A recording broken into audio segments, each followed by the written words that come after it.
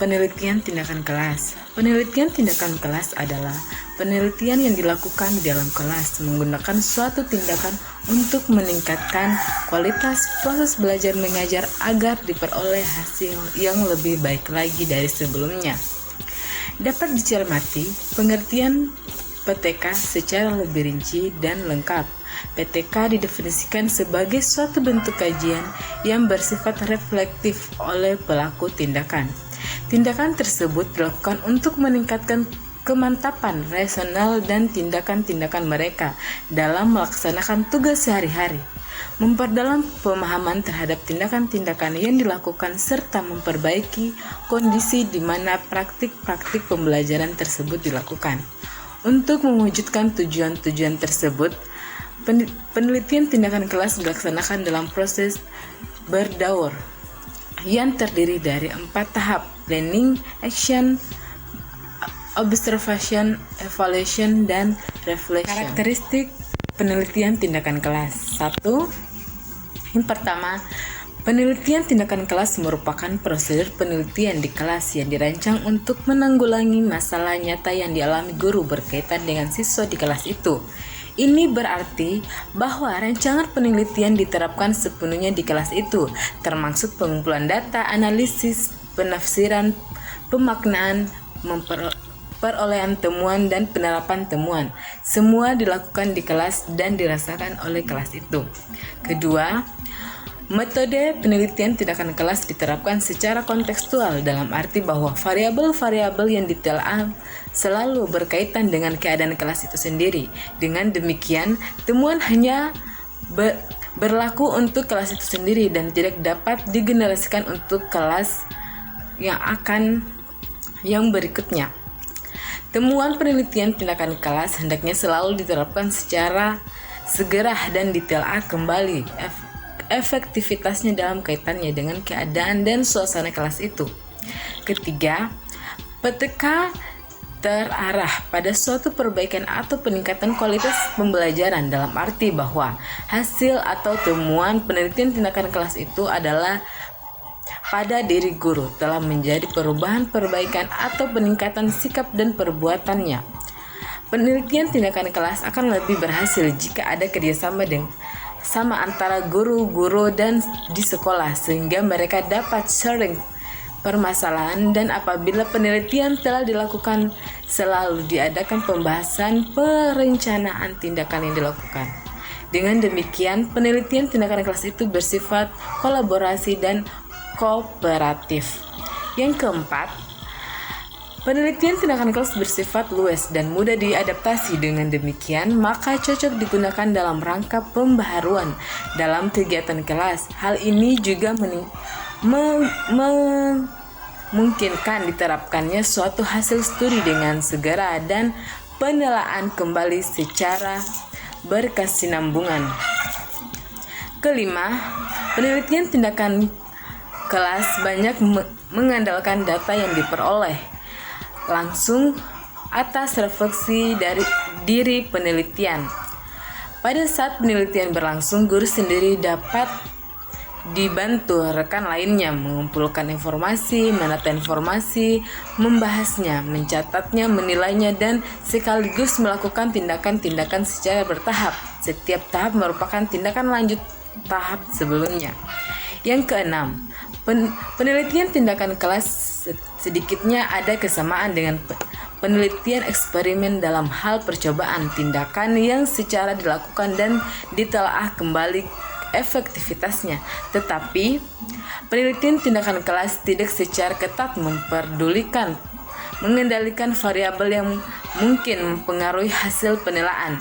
Oleh karena itu, kaidah-kaidah dalam penelitian ilmiah dapat dipertahankan, terutama dalam pengambilan data, memperoleh informasi, upaya untuk membangun pola tindakan, rekomendasi, dan lain-lain. Maka penelitian tindakan kelas tetap merupakan proses ilmiah. Yang ketujuh, penelitian tindakan kelas bersifat situasional dan spesifik yang pada umumnya dilakukan dalam bentuk studi kasus. Subjek penelitian sifatnya terbatas, tidak representatif untuk merumuskan atau generalisasi. Penggunaan metode statistik terbatas pada pendekatan deskriptif tanpa referensi. Menurut Hopkins, tahun 1993 halaman 57-61 terdapat 6 prinsip penelitian tindakan kelas. Prinsip-prinsip tersebut adalah sebagai berikut. Pertama, sebagai seorang guru yang bekerja utamanya dalam mengajar, seyogyanya penelitian tindakan kelas yang dilakukan tidak mengganggu komitmennya sebagai pengajar. Ada 2 hal penting terkait dengan prinsip ini. Pertama, mungkin metode pembelajaran yang diterapkannya dalam penelitian tindakan kelas tidak segera dapat memperbaiki pembelajarannya, atau hasilnya tidak jauh beda dengan metode yang digunakan sebelumnya. Sebagai pertanggungjawaban profesional, guru hendaknya selalu secara konsisten menentukan sebabnya, mencari jalan keluar terbaik atau menggantinya agar mampu memfasilitasi para siswa dalam belajar dan meningkatkan hasil belajar secara lebih optimal. Kedua, banyaknya siklus yang diterapkan hendaknya mengutamakan pada ketercapaian kriteria keberhasilan, misalnya pembentukan pemahaman yang mendalam, ketimbang sekedar menghabiskan kurikulum, dan tidak semata-mata mengacu pada sejenuhnya informasi. 2. Teknik pengumpulan data tidak menuntut waktu dan cara yang berlebihan. Sedapat mungkin hendaknya dapat diupayakan prosedur pengumpulan data yang dapat ditangani sendiri, sementara guru tetap aktif sebagaimana biasanya. Teknik pengumpulan data diupayakan sesederhana mungkin, asal mampu memperoleh informasi yang cukup signifikan dan dapat dipercaya secara metodologis. Ketiga, metodologis yaitu digunakan hendaknya dapat dipertanggungjawabkan reliabilitasnya, yang memungkinkan guru dapat mengidentifikasi dan merumuskan hipotesis secara meyakinkan, pengembangan strategi yang dapat diterapkan pada situasi kelas, serta memperoleh data yang dapat digunakan untuk pembuktiannya hipotesis tindakannya. Jadi, walaupun terdapat kelonggaran secara metodologis, namun penelitian tindakan kelas mestinya tetap dilaksanakan atas dasar taat kaidah keilmuannya. Keempat, masalah yang terungkap adalah masalah yang benar-benar membuat guru galau, sehingga atas dasar tanggung jawab profesional, dia didorong oleh hatinya untuk memiliki komitmen dalam rangka menentukan jalan keluar melalui penelitian tindakan kelas. Komitmen tersebut adalah dorongan hati yang paling dalam untuk memperoleh perbaikan secara nyata proses dan hasil pelayanannya pada siswa dalam menjalankan tugas-tugas kesehariannya dibandingkan dengan proses dan hasil-hasil sebelumnya. Dengan demikian, mengajar adalah penelitian yang dilakukan secara berkelanjutan dalam rangka mengkonstruksi pengetahuan sendiri agar mampu melakukan perbaikan praktiknya.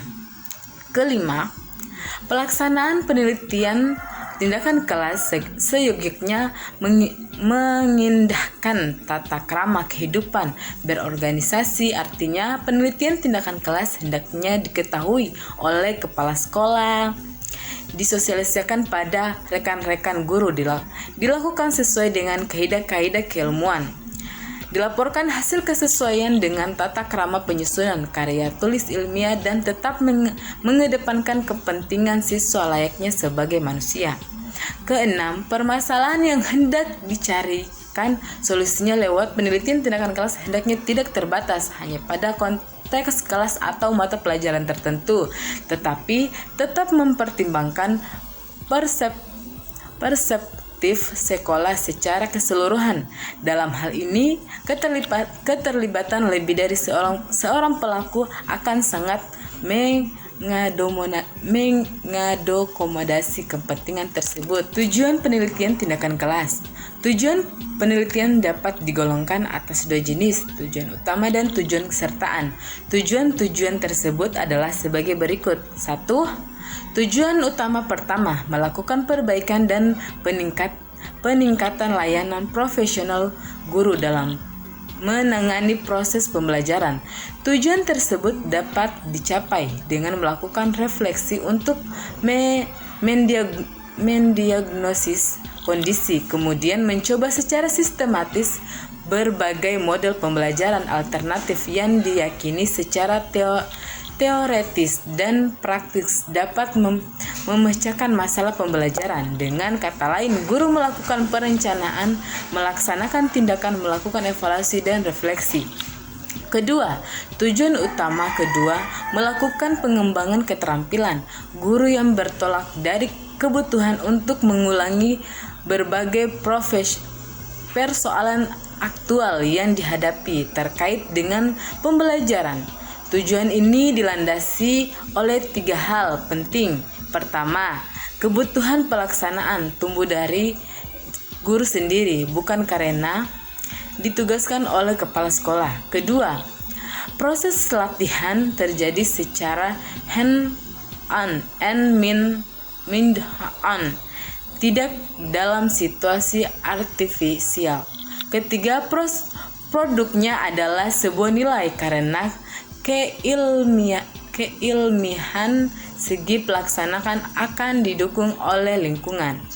Ketiga, tujuan sertaan, menumbuhkan kembangkan budaya meneliti di kalangan manfaat penelitian tindakan kelas. Penelitian tindakan kelas dapat memberikan manfaat sebagai inovasi pendidikan yang tumbuh dari bawah, karena guru adalah ujung tombak pelaksanaan lapangan. Dengan penelitian tindakan kelas, guru menjadi lebih mandiri yang ditopang oleh rasa percaya diri, sehingga secara keilmuan menjadi lebih berarti mengambil prakarsa yang patut diduganya dapat memberikan manfaat perbaikan. Rasa percaya diri tersebut tumbuh sebagai akibat guru semakin banyak mengembangkan sendiri pengetahuannya berdasarkan pengalaman praktis. Dengan secara kontinu pelaksanaan penelitian tindakan kelas, guru sebagai pekerja profesional tidak akan dapat berpuas diri lalu diam di zona nyaman, melainkan selalu memiliki komitmen untuk meraih hari esok lebih baik dari hari sekarang. Dorongan itu muncul dari rasa kepedulian untuk memecahkan masalah-masalah praktik dalam kesehariannya. Manfaat lainnya, bahwa hasil penelitian tindakan kelas dapat dijadikan sumber masukan dalam rangka melakukan pengembangan kurikulum. Proses pengembangan kurikulum tidak bersifat netral, melainkan dipengaruhi oleh gagasan-gagasan yang saling keterkaitan mengenai hakikat pendidikan, pengetahuan, dan pembelajaran dihayati oleh guru di lapangan. Penelitian tindakan kelas dapat membantu guru untuk lebih memahami hakikat pendidikan secara empirik. Prosedur penelitian tindakan kelas. Penelitian tindakan kelas merupakan proses pengkajian suatu masalah pada satu kelas melalui sistem daur ulang dari berbagai kegiatan seperti yang ditunjukkan pada bagian 1. Pertama, merencanakan melakukan tindakan kelas, mengamati, menilai, dan merefleksi. Terus selanjutnya merencanakan melakukan tindakan dan mengamati dan menilai. Seterusnya lagi merefleksikan dan seterusnya.